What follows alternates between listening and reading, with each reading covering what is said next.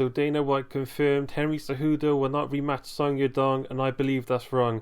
Now hear me out, because I know MMA fans will literally accept anything and hate giving the loser of a fight an excuse, no matter the circumstances. But that was some bad reffing that stole any chance of redemption from Cejudo. We've seen Cejudo down a few rounds and get a finish against Marlon Moraes. It's very possible with 2 rounds left he could have came back. If that Marlon fight got stopped by eye poke, people would be saying the same exact thing, that we saw where it was going. There's no point in running again. He got fouled multiple times. There was a groin strike early in the first round that Cejudo brushed off, then a big groin shot, and then an eye poke that went so deep we may as well call it a brain poke. No points taken away, even as Cejudo had to take 5 minutes off. That's very depressing, as you're telling fighters you get at least 2-3 fouls a fight. You may as well eye poke and kick them in the groin to get some space, as it's basically legal now. And you saw with Yadong, as soon as Cejudo went back into the fight, he went crazy looking for the knockout. So even if it was by an accident, he was using that foul as an advantage to try and knock Cejudo out, while he was having trouble seeing. There's no honour among thieves, as they say. So why the hell are referees giving these guys so much benefit of the doubt and being so nice about fouls? If, after an eye poke, it was an instant point taken away, I guarantee they wouldn't do it again. I'm so sick of this leniency. It's ended so many fights prematurely, and so many of these guys have been eye poked, then knocked out right after the fight goes back on. There's a reason we test for steroids, because athletes will look for any advantage they can, and they will look you straight in the eye, then say they would never touch the stuff. We ban people from competition for years just because they have this tiny metabolite, but let guys get 2-3 eye gouges a fight. Both are giving you advantages. Also, I like to talk about the reaction to the fight. I understand Henry was losing, but he wasn't looking as bad as people were saying. I mean, people are saying it's actually good for Henry, as he was going to lose anyway. He'd never even been hurt, and it's not like a guy where we saw him get knocked out a bunch of times and we're scared for his safety. Henry has taken very little damage in his career. He's only been stopped by a body shot in 2015 or something. How can we say it's lucky for him? I think what deceives people is Yadong was super relaxed, and Henry had to work much harder than Yadong to stay competitive. He was also giving bigger reactions to punches, but if we look at the numbers, they were very competitive, and Henry was landing straight right hands with great timing. Yadong couldn't see it coming and he had to eat it. It was only 2-1 for Yadong, with 2 rounds left. How can we say Henry got off lucky here? He could have came back and won the last 2 rounds. Imagine last weekend, Jared Cannonier versus Robocop.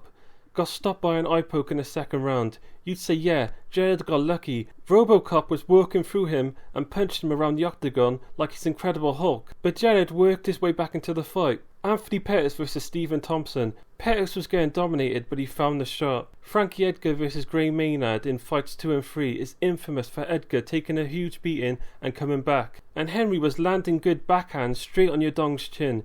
He hadn't been seriously hurt or dropped. He'd won the first round in my opinion. You're telling me he couldn't have came back? That he got lucky? He's a fighter, and it was a tough fight, but not a life-changing beating. This is what they live for, so I don't buy this at all.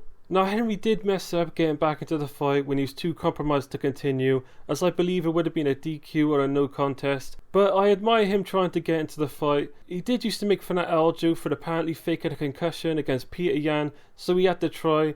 Now people saying he quit, yes he did technically quit, but you could legit see how deep the finger went.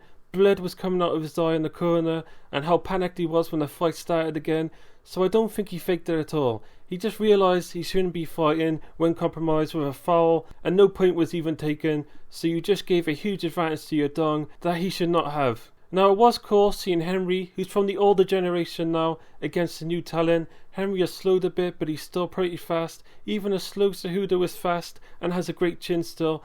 One problem is I see, as Cejudo doesn't seem as measured as before.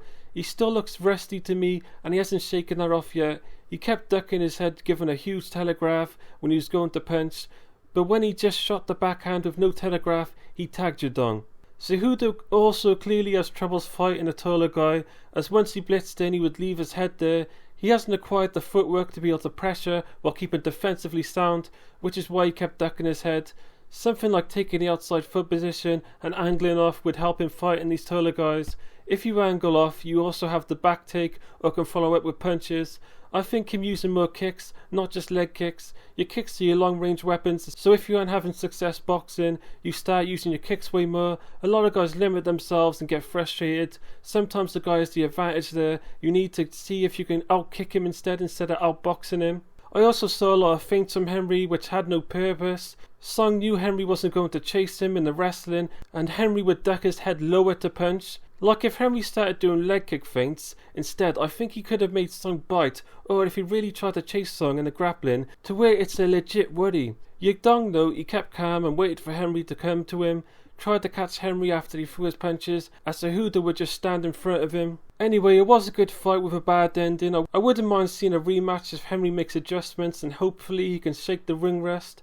The more he fights the better now. He can't afford to take long breaks. He's already cemented his legacy and he's not losing to where they start. He's having good fights and not taking damage really. I think he's welcome to come and try and see how far he can go at 33. Test out the new generation of fighters. I think Peter Yan would have been good. That's a matchup we should have seen before. Ricky Simone got a good win. Rob Font as well maybe. There's a lot of good fun matchups out there. These are my thoughts. Let me know yours in the comments.